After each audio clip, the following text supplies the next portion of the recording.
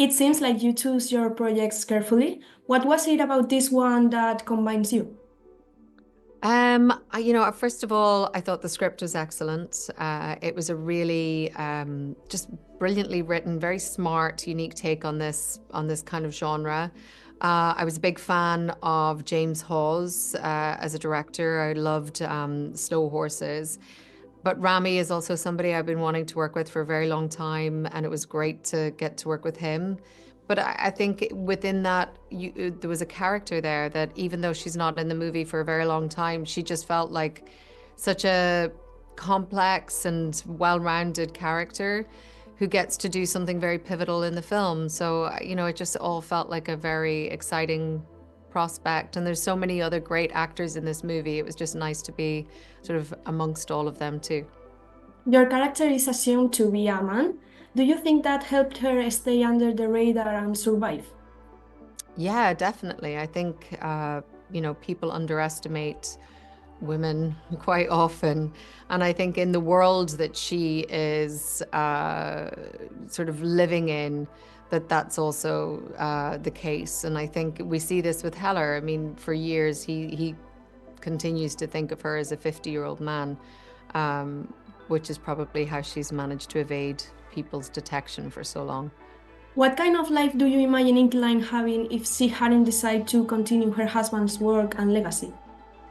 That's a really interesting question. I don't know. I think she's somebody who, as you see, the loss that she experienced made her really retreat from the world in one aspect, in sort of the physical aspect. Um, but she obviously has this survival instinct and this fighting instinct, which is why I think her way of channeling her pain was in trying to fight for justice and exposing corruption and exposing lies. Um, but what would she have done otherwise? I don't know. I think maybe you need some sort of channel, or otherwise these kind of feelings will destroy you. And she found a kind of dangerous but maybe positive outlet for hers. Inquiline is the first person to truly understand Heller on his journey. Do you think it's because they share a sense of seeking justice and the pain of loss? Yeah, I think for sure. I think that's where they connect. I mean, I think she understands his need to do something.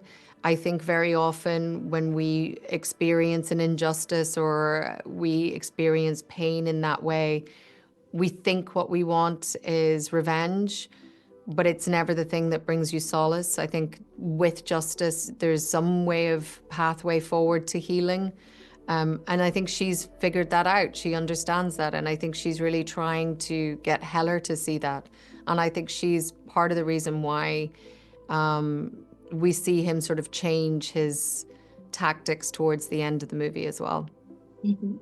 If you could have had Inquiline interact with another character besides Heller, who will it be? Ooh, that's a great question. I would like to have seen her interact with Laurence Fishburne for sure. Um, and maybe I think she could have maybe had an interesting conversation with John Bernthal's character as well. And last question, if you could star in a completely different movie with this same cast, what genre will you choose? Oh, that's also very good. I mean, how hilarious would a musical with all these guys be? It would be great. Also, because Yes. I cannot sing, so yeah, it would be funny. A really terrible musical. There we go. That's all. Thank you so much for your time. It was a pleasure. Thank you. Likewise. Thank you so much. Bye.